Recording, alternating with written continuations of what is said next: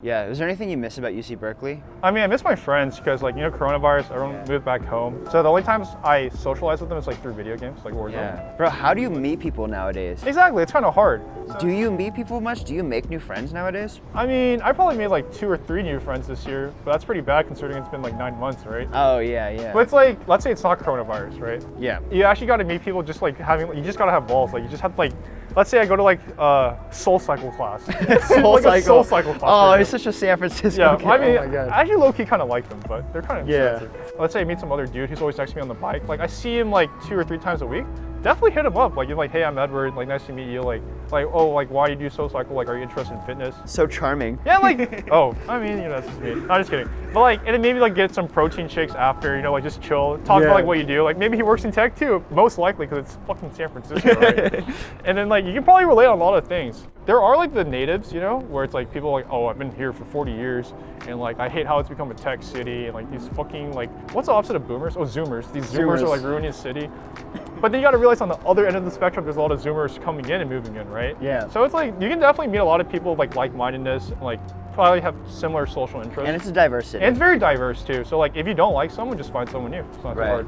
But yeah, meeting people at like fitness classes, probably bars is pretty easy. Yeah. Raves, you could meet them, but it probably wouldn't be a good like relationship, Yeah, right? yeah. I mean, having a hobby is probably the Yeah, best having thing a to do. hobby is definitely really good. Like for example, like you make videos, I make videos. You find a meetup where people in San Francisco who take photos or make videos, you can easily make friends. Do you think that Berkeley prepares you for a lot of adult life? Like real world stuff? Yeah. Hell no. Not trying to shit on, you know what, I'm just gonna say, like, let's say CS170, algorithms. It's so trash. I haven't used any of that shit, like, past But some would argue that it trains the way that you think about right? problems. Yeah, exactly. I know what you mean. So I did think about it where I was like, oh, why did Berkeley give me so much hard projects and hard homeworks?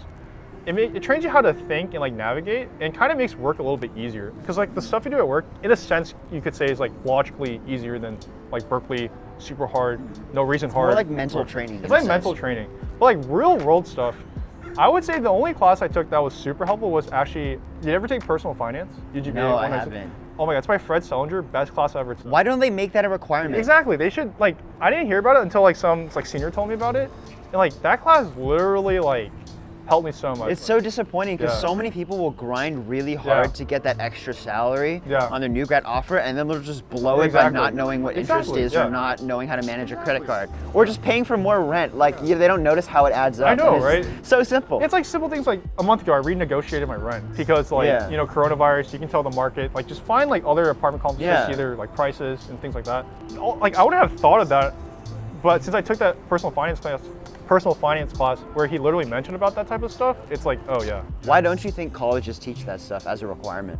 It might sound kind of bad, but I don't think college technically trains you for real world stuff. They have no incentive. They have no incentive because they're just making money from you. Yeah. And they also are, it's like professor dependent, and it's like more geared towards teaching specific subjects. Right. It's not like college like preps you to go into life.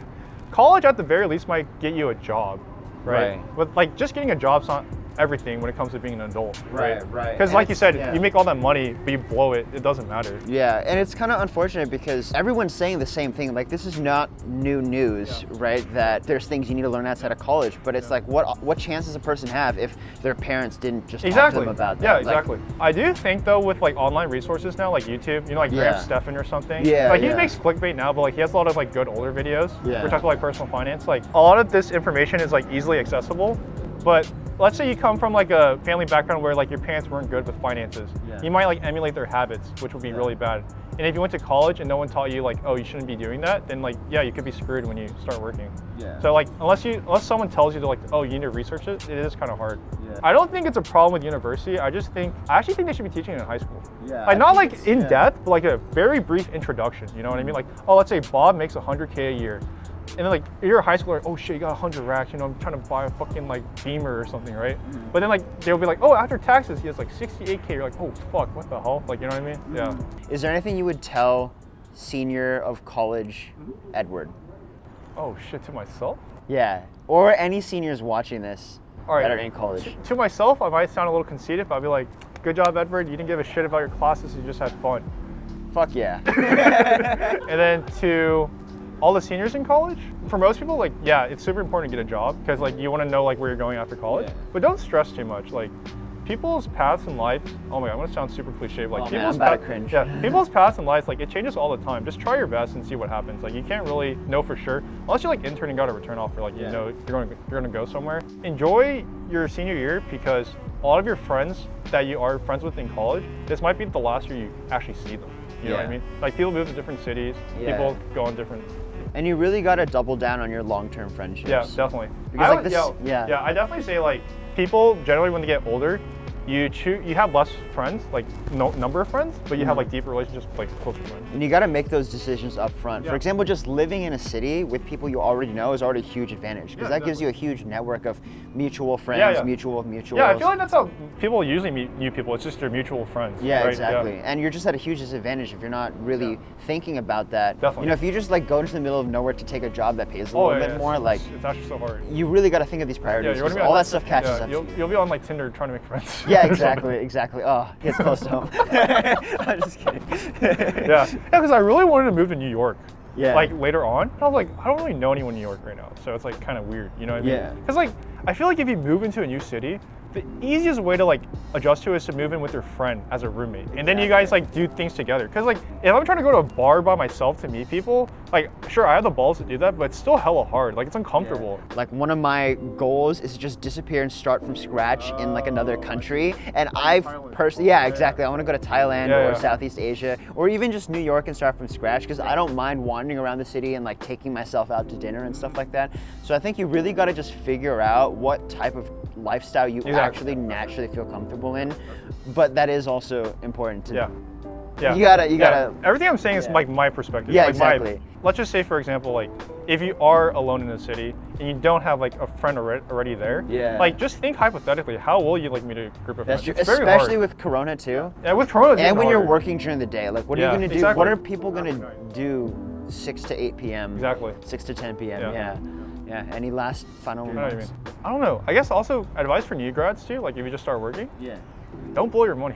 Don't blow your money. If you get a signing bonus, put that all in stocks. Like easy money. Like seriously. Like Roth IRA, max it out first. Like don't even think. Like just invest your money first, and then like any leftover stuff, have fun with it. But right. Don't start having fun with your money. Have a plan. Too. Exactly. Have a plan. People do their things with like Excel spreadsheets where you have to have like a circle. It's like, oh, this month I spent 50% on rent, 10% on food, all that stuff.